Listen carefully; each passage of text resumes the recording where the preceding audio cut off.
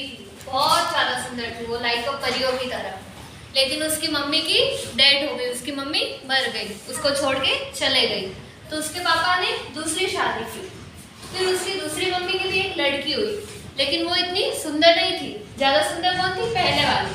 वो बहुत सुंदर थी, लेकिन जो उसकी दूसरी माँ आई थी ना, वो उसको हमेशा घर के झाड़ू पोछे बर्तन ये काम करवाती थी। उसको अच्छे कपड़े भी नहीं ला के देती थी, ना उसको ऐसे बाहर ले जाती थी। और जो दूसरी वाली लड़की थी ना, जो ज्यादा सुंदर नहीं थी, उसको अच्छे अच्छे ड्रेसेस, अच्छे अच्छे चप्पल सब ला के देती थी। लेकिन जो दूसरी वाली थी, पहले वाली, उसका नाम क्या था? सिंड्रेला। वो हमेशा घर पे रहती थी, हमेशा झाड़ू पोछे करना। फिर एक दिन उस गांव के एक राजा के बेटे का बर्थडे आया, ठीक है। फिर उसने बोला, राजा ने पूरे गांव में ऐलान कराया कि जो मेरी बेटे के लिए सबसे सुंदर गिफ्ट लाएगा, उसकी मैं बेटी से शादी करवा दूंगा। सब लोग रेडी होके अच्छे से वो बेटे के लिए गिफ्ट लेके जा रहे थे। फिर वो जो दूसरी वाली थी ना, जो गरीब थी, उसको घर के झाड़ू पोछे करवाते थे, वो बेचारी घर पे ही रहती थी, उसको जाने का भी मौका नहीं मिला। उसकी मम्मी, उसकी बहन सब रेडी होके चले गए। तो फिर वो जाना चाहती थी वहाँ पे, वो चाहती थी कि वो भी वहाँ पे जाए, एंजॉय करे अच्छे से। फिर वो वहाँ पे ऐसे दुखी होके खिड़की के पास में बैठी थी, वो रो रही थी, उसकी मम्मी को मिस कर रही थी।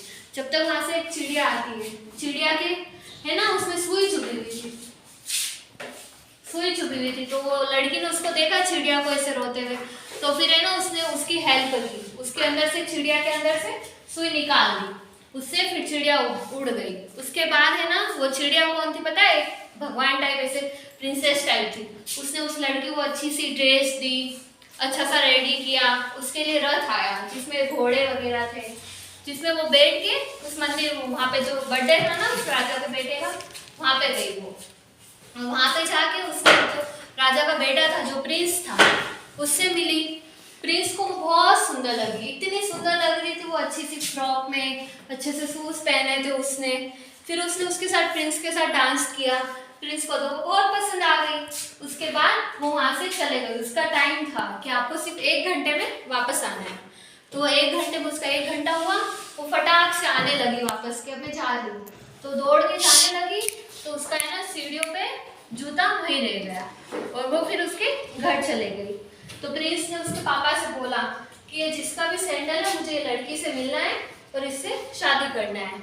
तो फिर उसके पापा ने वो सैंडल दे के पूरे गाँव में जितनी भी लड़कियाँ थी ना, सबके पाँव में से ट्राई करवाई कि सैंडल जिसकी भी होगी उससे प्रिंस की शादी होगी। तो फिर पूरे गांव में जितनी भी लड़कियां थी ना, सब वो है ना ऐसे सैंडल ट्राई कर रही थी कि हमारे पाँव में घुसे तो हम प्रिंस की वाइफ बन जाएंगे, लेकिन किसी के भी पाँव में नहीं आ रहा था। तो फिर वो प्रिंस के जो राजा के जो थे नौकर, वो उसके घर पे आते हैं और उसकी जो पहले वाली जो लड़की थी ना, बहन उसकी, जो सुंदर नहीं थी, जो उसकी सौतेली माँ की जो दूसरी बेटी थी, उसने ट्राई किया तो उसके भी पाँव में नहीं आया।